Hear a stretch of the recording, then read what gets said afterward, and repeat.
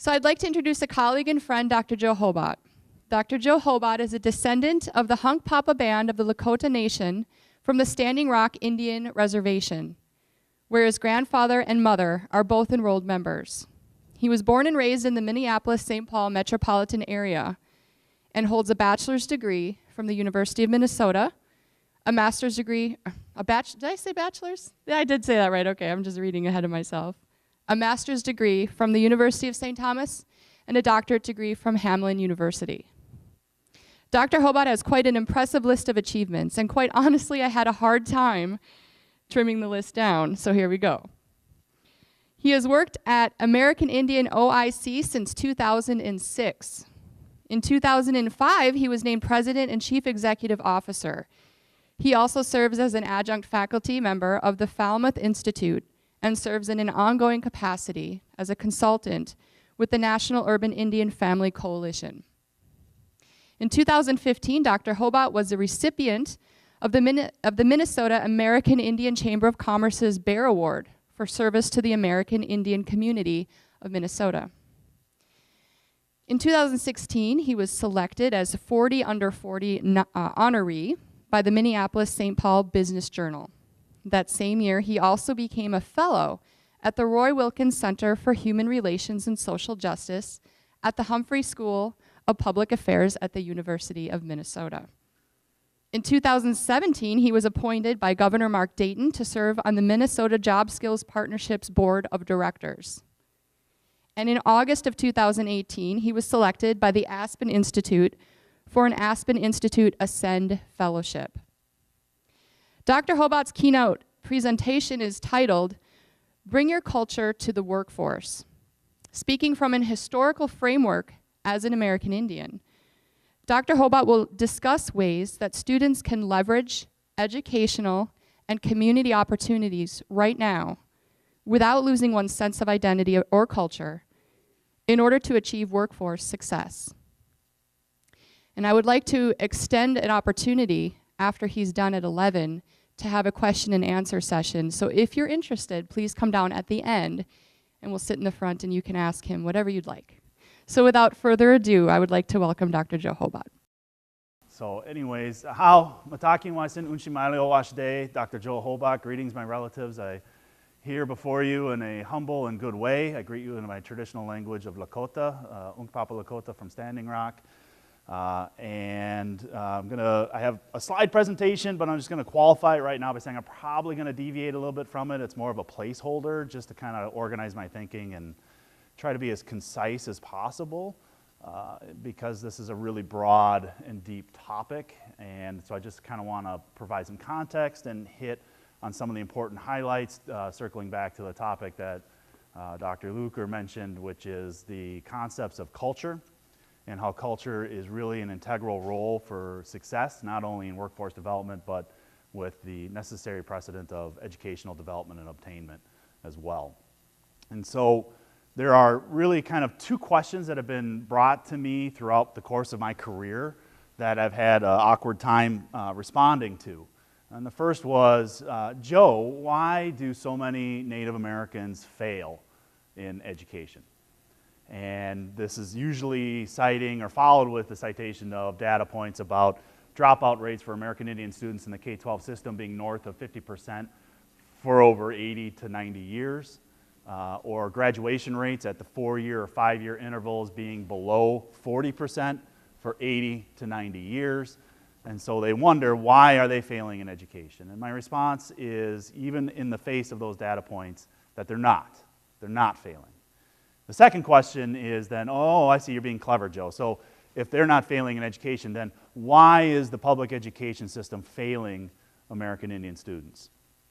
And here again, after going through my process, my journey as a scholar, as an academic, and then in my professional career, my response is the academic system is not failing American Indian students. And they're like, well, how can that be? There's some sort of incongruent thinking there between the data points that are often cited in these kind of flip responses.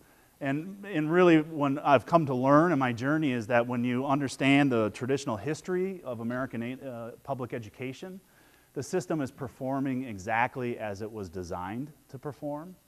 And so these dropouts, these lack of graduations are really a conscious spirit-saving decision by these students. Unfortunately, as they depart to save their spirit from this system, we don't have any real solutions, or haven't for many years, to catch them on the flip side. There's nothing there to welcome them. And when we start seeing and hearing about the school-to-prison pipeline. So what I want to just kind of go through and break down are the context for why we are contending with the situation that we are right now, and the good news, which is there is a resurgence that is occurring within the American Indian community, not only here in the Twin Cities, which I tend to believe is leading this effort, but throughout Indian country, across the United States. And hopefully this, for folks, this may be a review for you, maybe new for other folks, but what in this context that I provide here helps kind of understand the mechanisms that our people have been contending with, and kind of set the table for why the challenges and disparities that are existing are there, and why culture plays such an important role. So to begin with the context, there's a couple of simultaneous events in American history that met at a nexus point within Indian country. The first is referred to as the Indian Wars. In most history textbooks, we've come to learn of them, of the Indian Wars. How many have heard of this term before? Just a show of hands. Okay. Notice the quotations. From the indigenous perspective, this was not warfare. This was our resistance to an occupying genocidal power. We were defending our homelands, our way of life, and our culture. It was an incredibly violent encounter that lasted for nearly 30 years. And when thinking about it in militaristic terms, the set-piece battles, the engagements out along the western frontier, were typically won by the indigenous warriors. And so to combat this growing threat, the United States military was deployed in ever greater fashion throughout a series of forts that were detailed throughout the western frontier. And it was ostensibly to protect the growing train of settlers that had been empowered by the Dawes Act of 1860, which promised them land that could be cultivated, that's stripped from American Indian holdings. But in the zeitgeist of that time, the American public was pretty war-weary. We're coming after the end of the United States Civil War, so as reports of the violence that were occurring in the prairie lands or the white settlers that were heading out there really weren't well received by the American public. And what we're kind of thinking about in this context here is that they had a military issue with an insurgent population that was defending its homeland. And to respond to this, they had to shift tactics. Part of what fueled the souring of the American esprit de corps was that they had what was then considered instantaneous media disbursement through telegraph and the newspaper, and then with the advent of the continuing development of the Intercontinental Railroad, mail traffic was able to transpire. And so what was considered instantaneous media back then, you could receive news from the frontier within less than a week. I think in today's age we'd kind of scoff at that, but that was near real time for them. And so these reports were not good coming back. And so to combat this, they had to find new strategies to suppress the insurgency and to pacify this population. And there were also, as we've heard and maybe familiar with Colonel Chivington or George Custer, there were extreme moments of violence on both sides of the equation. Chivington led the massacre at Sand Creek, which was targeting women, children, and elders outside of what is present-day Denver. Custer was a set-piece battle, the 7th Cavalry versus a combined force of Unkpapa, Crow, and Mandan warriors, which was summarily defeated in short order. And then at the close of this period was referred to as the Indian Wars, 1890. The date that is significant is December 26th, which was the massacre at Wounded Knee, which is on present-day Pine Ridge Reservation. Again, the deliberate and intentional targeting of women and children and spiritual leaders, the elders of the community. So this was really some unsavory tactics being deployed. And so new ideas were being developed to try to suppress this insurgency, continue to keep the western frontier open for white settlement, and find a way to succinctly subjugate the indigenous populations under the dominion of American rule. And part of it was attacking the food structures, the way of life. Here we see a massive pile of buffalo carcass and hides. The buffalo was the principal food source for the prairie tribes, my own people included, but it was also an integral component part of the cultural expression of the people. And so by laying waste to this food source, tactically you're starving your enemy, but also culturally you're depriving them of key elements within their day-to-day lives. And then, of course, the imagery of Wounded Knee. So the Indian Wars weren't going well. And as they continued to progress, the savagery expressed by the United States military continued to increase.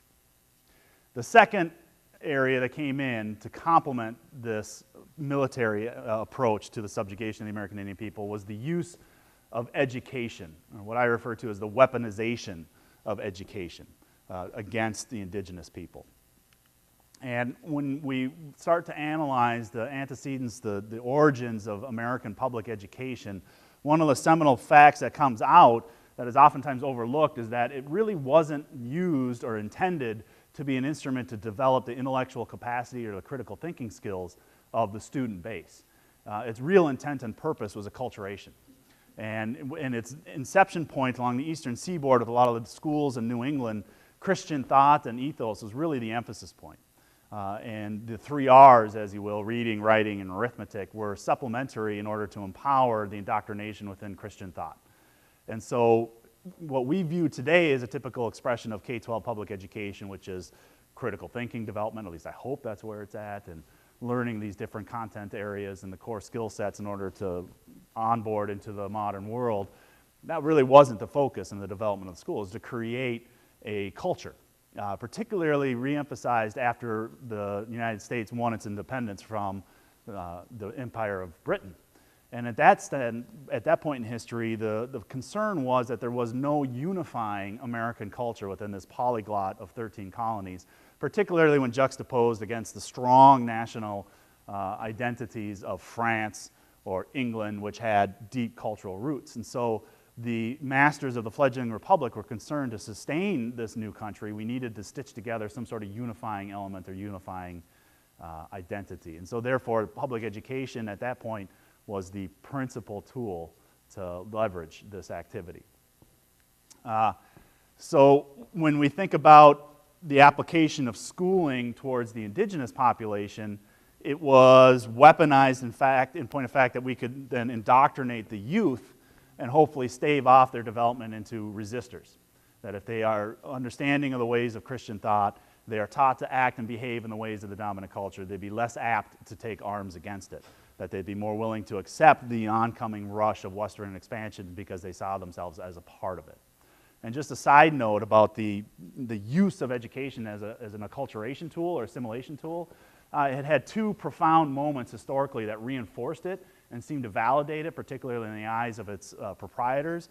The first kind of era is during the first massive waves of European immigration in the mid-19th century, typically starting around 1848 and lasting to the early 20th century. For these folks that arrived in the United States, their toehold into the new world was precarious. And so they observed astutely that if they could get their youth, their kids, enrolled into a public education system to learn the culture that was being taught there, quote unquote, how to be an American, that they themselves would have a stronger case to secure and maintain their place within the new world. And so we saw a major validation of the U.S. public education system as the oncoming waves of new immigrants into particularly the eastern seaboard really couldn't wait to get their kids enrolled in the public education. The second mark that kind of validated this use of school as an acculturation tool came after the United States Civil War. And this is with the African American population, particularly in the defeated Confederacy, who saw public education as a means to sustain and maintain their liberation.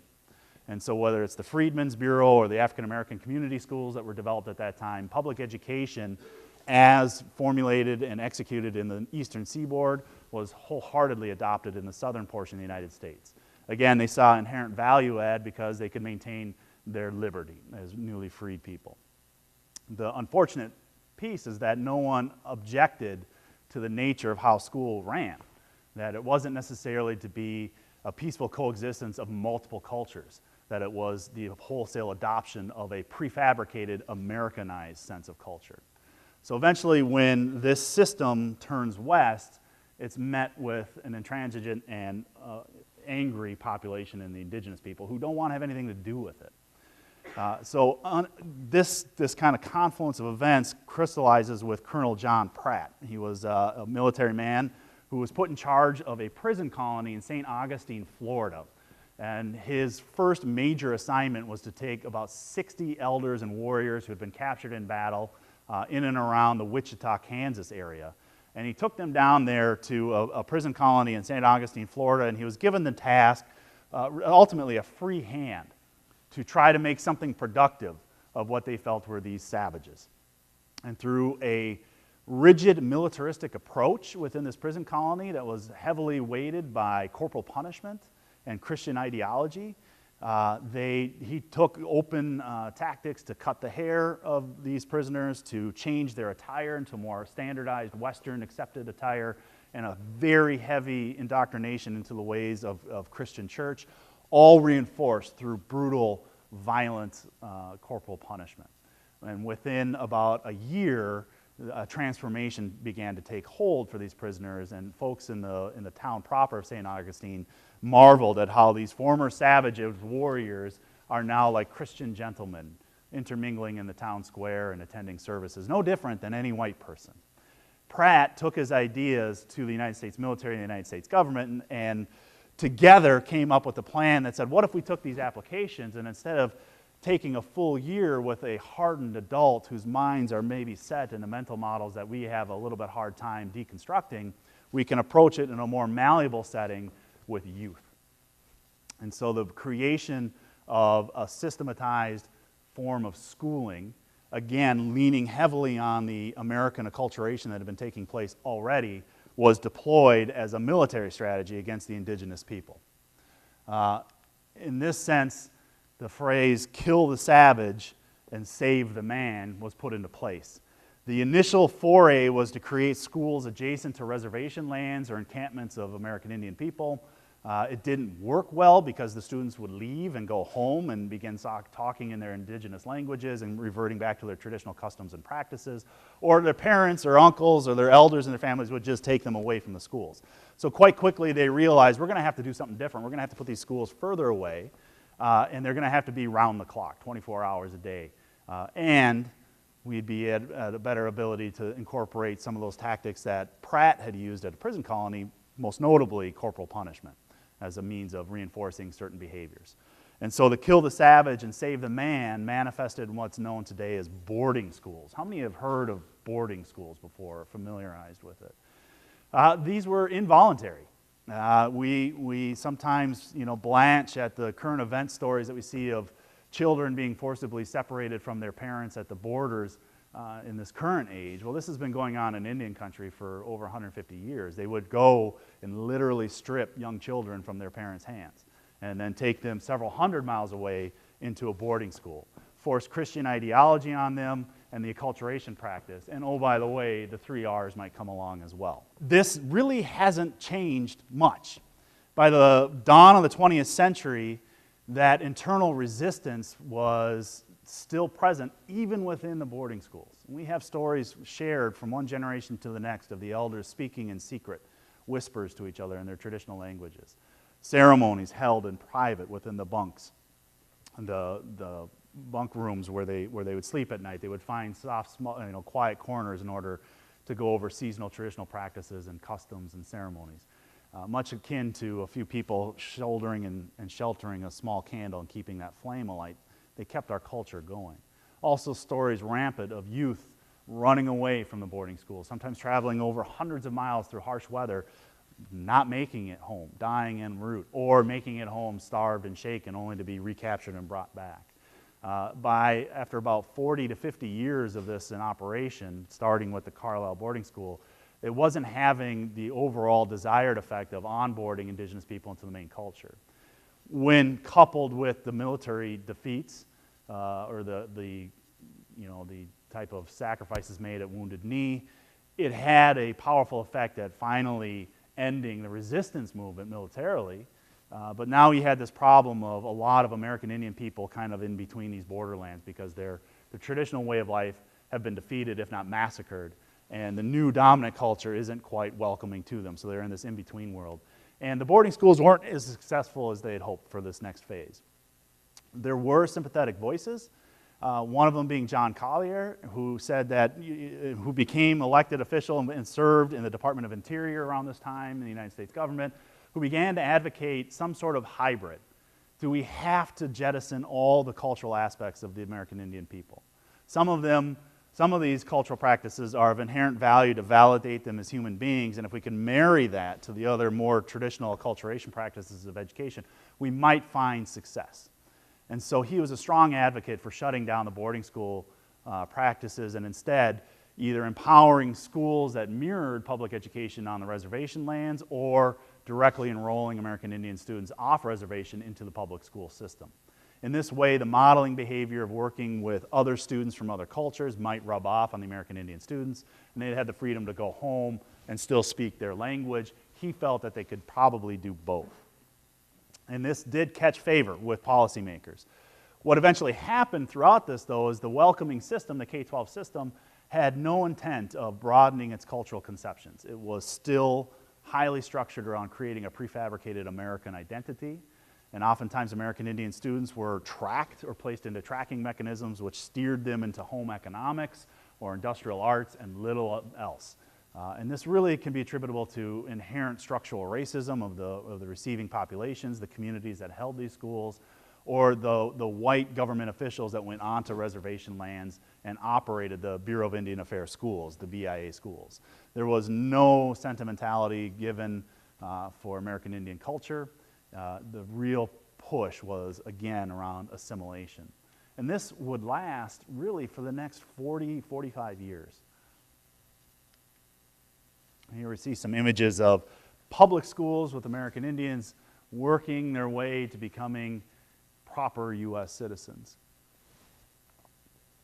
As a result, we started seeing these data points start to arrive. Massive exodus, dropout rates north of 50%. In years past, they would flee the boarding schools. In this current context, they would just drop out of high school. We also see the failure rates in terms of lack of graduation achievement. The most typical response for these folks was the school was a stultifying experience. It killed their concept of what it meant to be an American Indian and their indigenous practices. It was often shame-based. The curriculum oftentimes reinforced and denigrated the preconceived notions of how America viewed the indigenous populations, usually as an obstacle to manifest destiny, usually as an antiquated expression of savage behaviors, and then the crush of trying to adopt into a culture that wasn't necessarily inherently easy for indigenous people. That double whammy kind of started to fuel people to leave the public education system. Here we see some of the photographs from the mid-30s and 40s of that tracking mechanism, home economics, industrial arts, homemakers, and factory workers. That was about the extent of the hope of the K-12 system for the American Indian people. Not doctors, lawyers, teachers, professors. As we move deeper into the 20th century, we have some key federal policies that continue to reinforce the domination of the K-12 system, the denigration of the culture of the indigenous people, and exacerbates the disparities that we are still contending with to this day. First and foremost, there was no concerted effort at economic development in tribal lands. Outside of the Dawes Act, there was a hope that we could convert indigenous people to become farmers, which did not take. It was not, for many tribal nations, it was not accustomed to their way of life. They had their own traditional economies that they functioned. Everybody had a role to play. Farming was not necessarily one of them. And so through the lens of the American perspective and psyche, poverty was an issue that was developing within tribal lands. And so the first kind of significant area, John Collier had now been moved up to a position of leadership. And in the 1930s, the concept of poverty on the reservation lands had transcended the American psyche because poverty was everywhere. It was the year of the Great Depression. We had an unemployment rate of nearly 25%, so 1 in 4 Americans had no work. And so at that time, we had Franklin Roosevelt was elected with some Keynesian economic type approaches to fixing the situation, government deficit spending, investing in the infrastructure of America to pour money in, give people jobs, which would create a tax base to recoup within the United States government. This idea, known as the New Deal, felt that Collier and others felt this should be applied to Indian country as well, to give them an opportunity to start to develop themselves and have a footing. So the first kind of federal policy to address this is known as IRA. It's the Howard Wheeler Act, or the Indian Reorganization Act. At this point, the idea being the government would send massive infusions of subsidies and resources into Indian country for the development of their infrastructure, particularly around healthcare and education, and hopefully small business incubation. And the reservations then could start to develop and catch up with the rest of America and end the poverty cycles that are there. A couple of fallacies with this is that it was, number one, the only way for Indian tribes to onboard this money is they had to have some sort of functioning government that the United States federal government could recognize. And so how many have heard of the term federally recognized tribes? Anybody heard of that? Okay, so what this meant, it comes from IRA. Essentially, the tribe who was willing to receive these resources, which were quite considerable, they had to construct some sort of governing base that mirrored the federal government, even though it may be a wholehearted departure from traditional practices of governance. And so you would have the three branches of government: a legislative branch, an executive branch, a judicial branch, checks and balances. It would approximate what we see in Washington, D.C. Once in place, some sort of governing document or constitution would have to be in place, bylaws that govern this. And once it was done, the federal government would then recognize that tribe as willing to reorganize itself in alignment with the Wheeler-Howard Act. And then money would come forward. Out of the 516 tribes in the North America continent, not all did this. And that's why there is this distinction between those who are federally recognized and those that are not. It was those who were willing to play the game and accept the money coming in. Once implemented, it completely disrupted traditional economies and practices. New concepts such as unemployment really started to rake through these tribal communities. Everything was now governed by these laws and practices that many times were foreign to the traditional practices. The investment started to build an infrastructure, but it was very, very slow in developing. Just the same as it was very, very slow in developing in the American public as a whole. The New Deal really didn't quite undo the impact of the Great Depression until we got into a war footing in World War II, where industry really jump-started, and that really ended the Great Depression. This slow development in tribal communities really posed a problem. It wasn't a return on investment from the federal government's perspective. The Indian community would say, well, this part of the reason why it was slow to develop is, one, it was new for us. Two, the disruption to our traditional practices was so comprehensive that it took us a while to get our footing back and acclimate to this new way of doing business. And then three, the people that would come in, the proprietors that would operate the health agencies and the schooling systems, were white.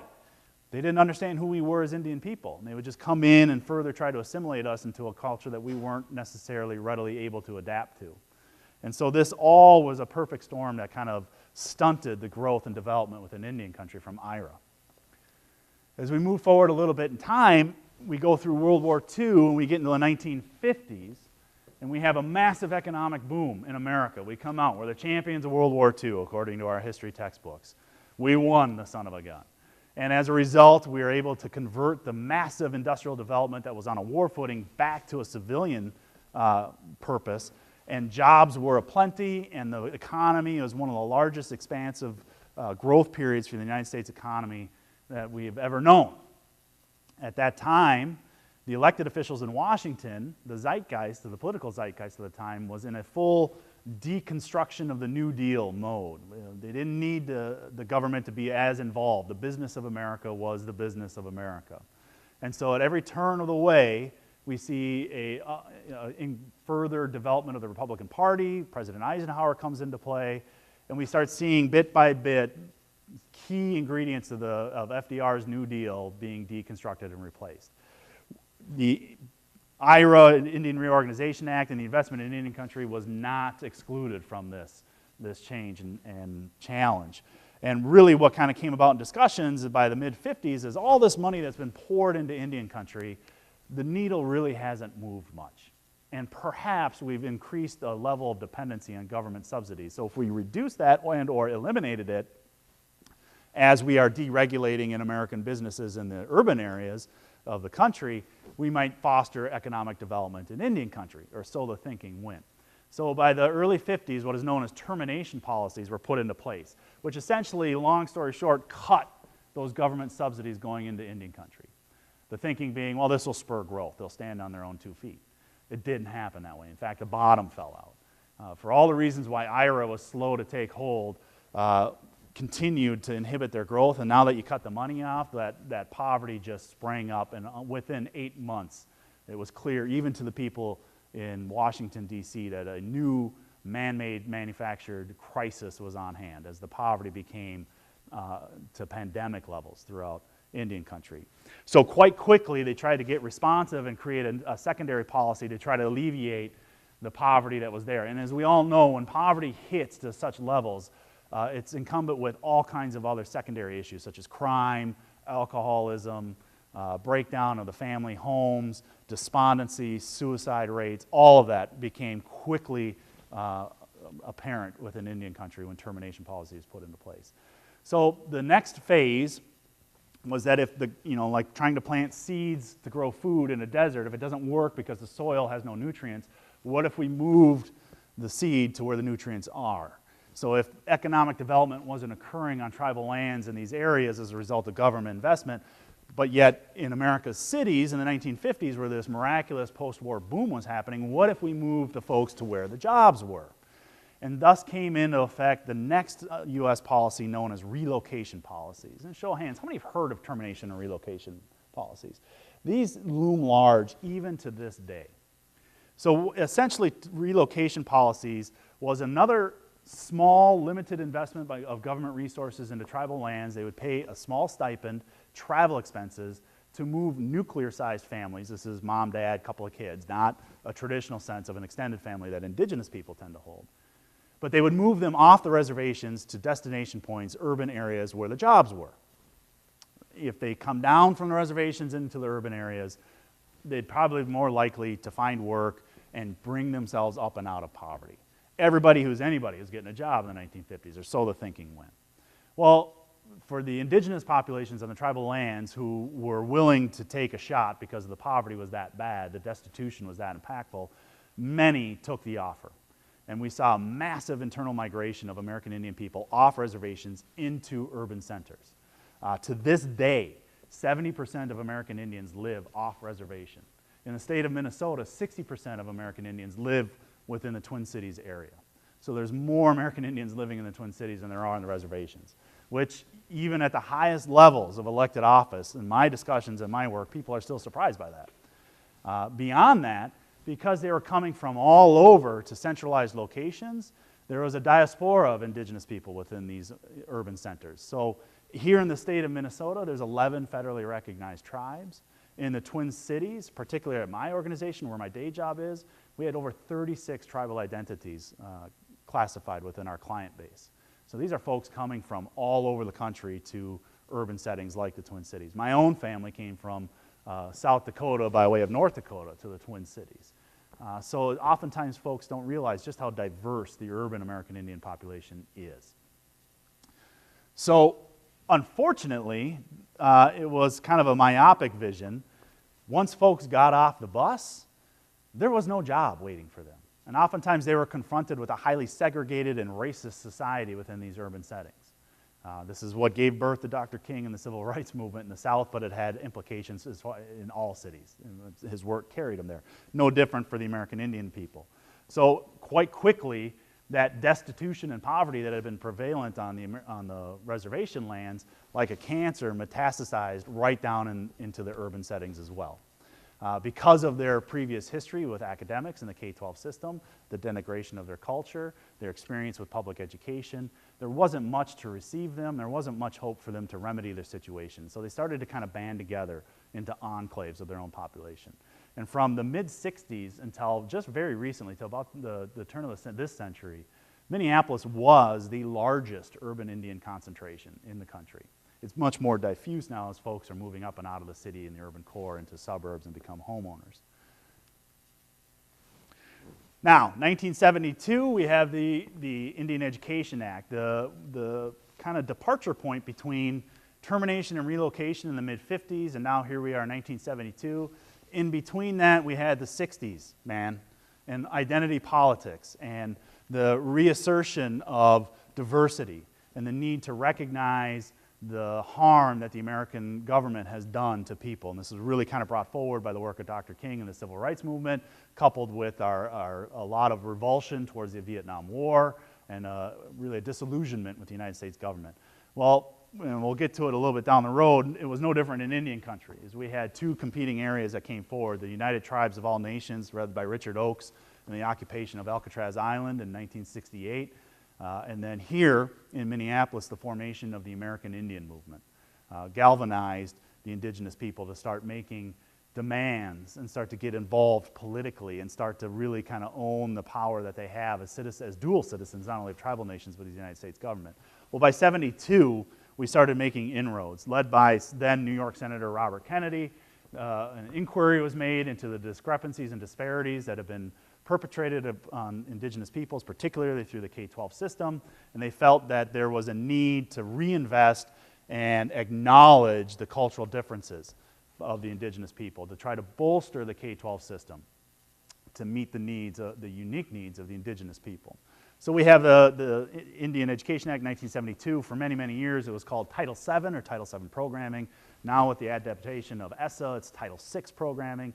But essentially this gave seed money and ongoing sustained funding to departments of Indian education housed within school districts, with the intent of trying to be more broad-minded in cultural applications and professional development of the faculty, and inclusionary of American Indian people within the day-to-day schooling of public schools. Great idea, laudable goal in theory, but in application it was stunted and diluted and pretty ineffectual. And I think the reason why we can say that is because the data points coming out of K-12 are the same. So it didn't really move the needle. The next other policy here is ISDA, which is the Indian Self-Determination Education Assistance Act. More money for education, but the Self-Determination Act looked at the operations of the BIA, the Bureau of Indian Affairs, and essentially tried to shift that dynamic. Instead of white people coming from the U.S. government parachuting into reservation lands and owning and operating these key functions and key systems, they instead would retract their personnel and just supply the money back to the Indian people. In this way, ISDA resembles IRA, the Indian Reorganization Act. The government's just going to cut a check to Indian people. Unfortunately, the Indian people, welcoming this and welcoming the loosening of the noose around their neck from Washington to have more independence and assert their sovereignty, didn't have the manpower or the labor base to execute.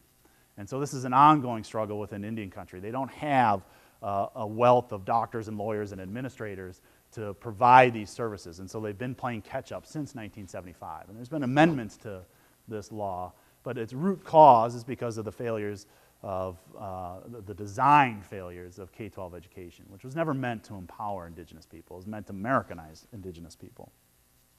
So what went down in the 60s is what's fueling the resurgence that we have today. We have the reemergence during this time period in the second half, the close of the 20th century, most notably the American Indian movement, founded ostensibly to address police brutality in the city of Minneapolis, but it broadened its impact into what was called direct confrontational politics. They wanted to assert sovereignty, they wanted to assert cultural tradition and practices in all facets of the K-12 system, as well as in workforce development. And so we see the leadership of A.I.M really came in at the right time and catalyzed a lot of energy from the indigenous people to get involved, to move forward. We saw the various movements at that time. It was one for Indian people, and it was wholeheartedly embraced. And it's oftentimes referred to now as kind of a renaissance for Indian people. To the far, your right, my left, right there is Mr. Clyde Bellecourt. He happens to be the co-founder of the American Indian movement, along with Dennis Banks, Russell Means, and Bill Means in the back there. Clyde also is the founder of the American Indian OIC, which is the organization I'm the president and CEO of, and he's also a board member for life on my board of directors. And until recently, where his health has been failing a little bit, I've had the honor and privilege of visiting with Clyde almost twice a week. He's in my office letting me know what's happening politically. Did you see Bernie Sanders and what he did here? Or did you see what Trump did there? And so it's been a real blessing in my life to be able to be exposed to this kind of thinking, and it definitely informs my work.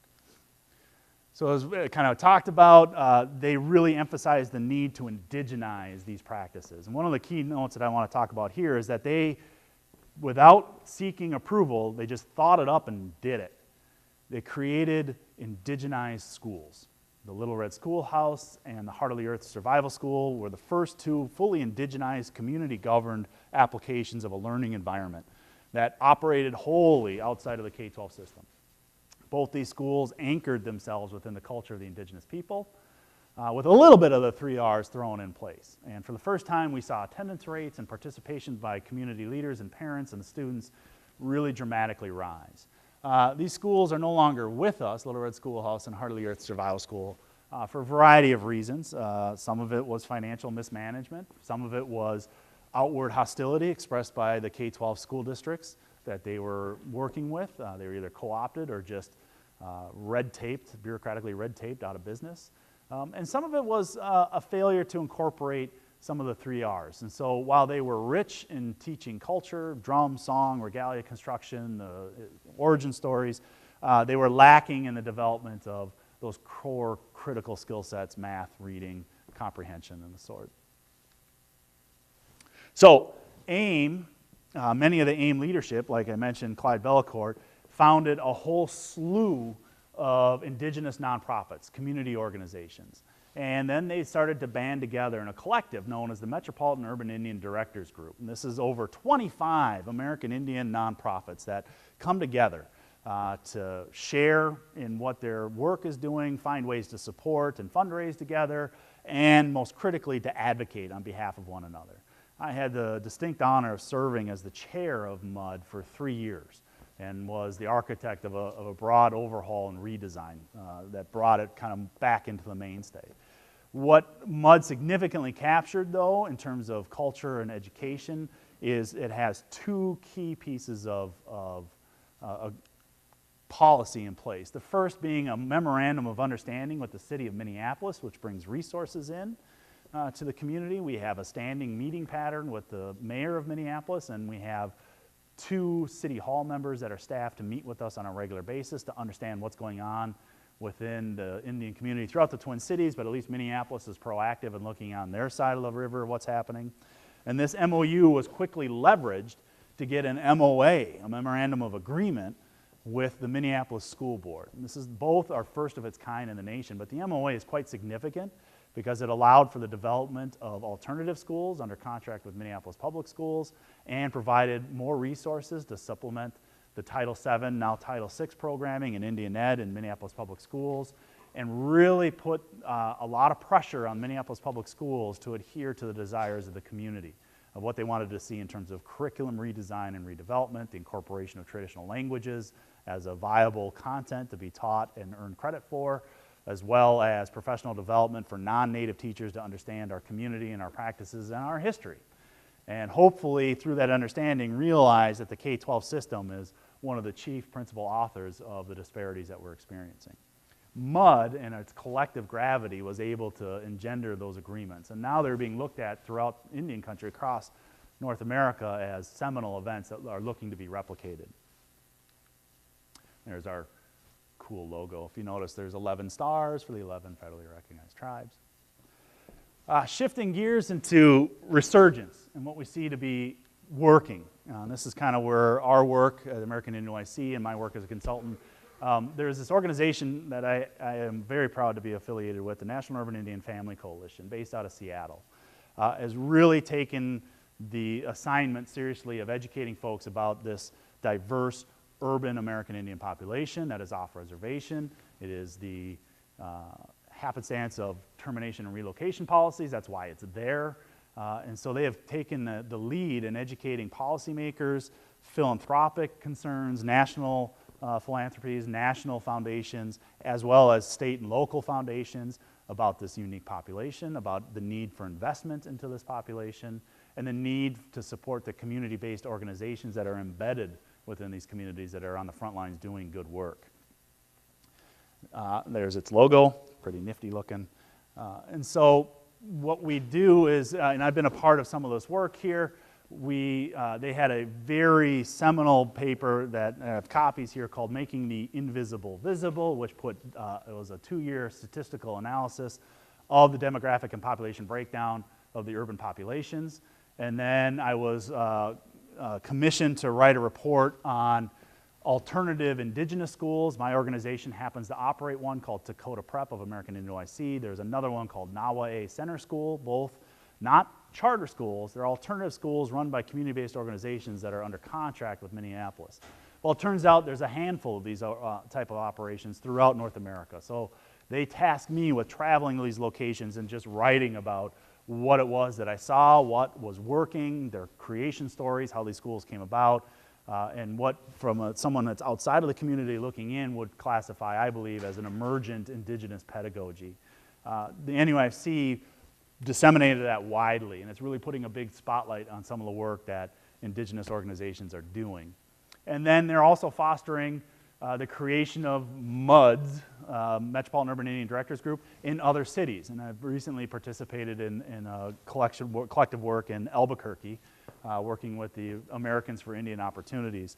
But essentially, and then of course, they were hugely influential in securing resources and distributing it to 15 urban organizations around get out the vote activities and integrated voter engagement. They were galvanizing, registering, and educating voters to get to the polls.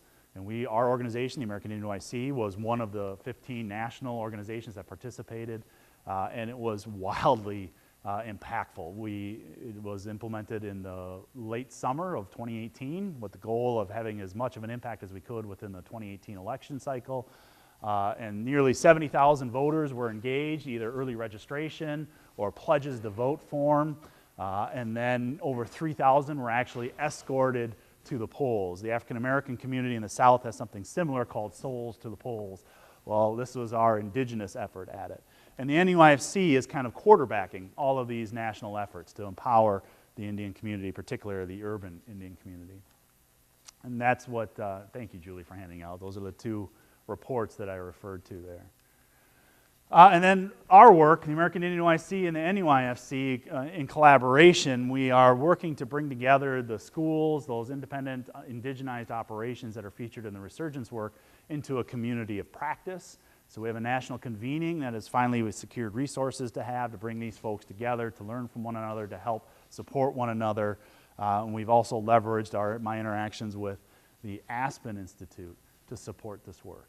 And I think the key takeaways of what we're learning is what we call an indigenized practice. When you take whatever it is, whether it's the new form of doing school, the K-12 system, or job training and workforce development, it has to be what I refer to as culturally contextualized. It has to be anchored within the culture of the indigenous people.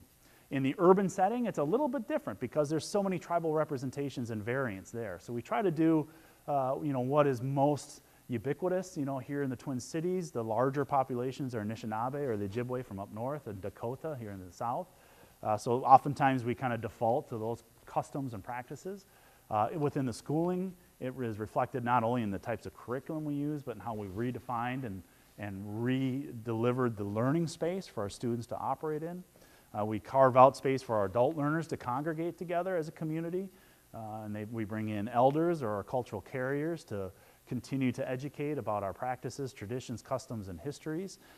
We have community events on the regular that bring together all facets of our organization to celebrate, to break bread, to have food together. The drum is present. All of this is hearkening back to what we've been taught by our elders as how we go about living our lives in community for one another. And when we reintroduce those elements, whether it's in the classroom or in the workforce development space, folks tend to find success. They feel validated, they feel honored, they feel that they actually have a place, a role to play, not only within their community, but within the wider American community.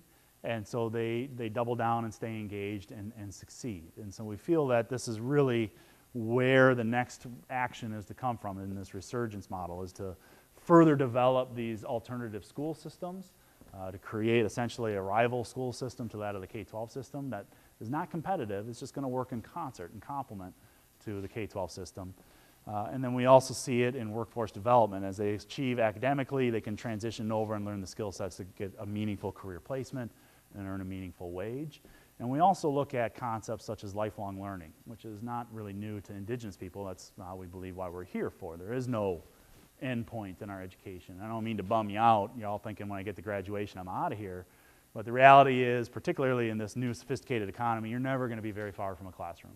There's going to be new ways that you're going to have to re-engage and re-educate yourselves, new skill sets. And hopefully it's not a whole another 4 years. I don't want to bum you out. But it may be a 2-week stint to learn new skill sets, particularly when you see the rate of change with technology. Well, this concept that you're always going to be in perpetual learning and development mode, that harkens back to Indigenous belief patterns, which is why we're here.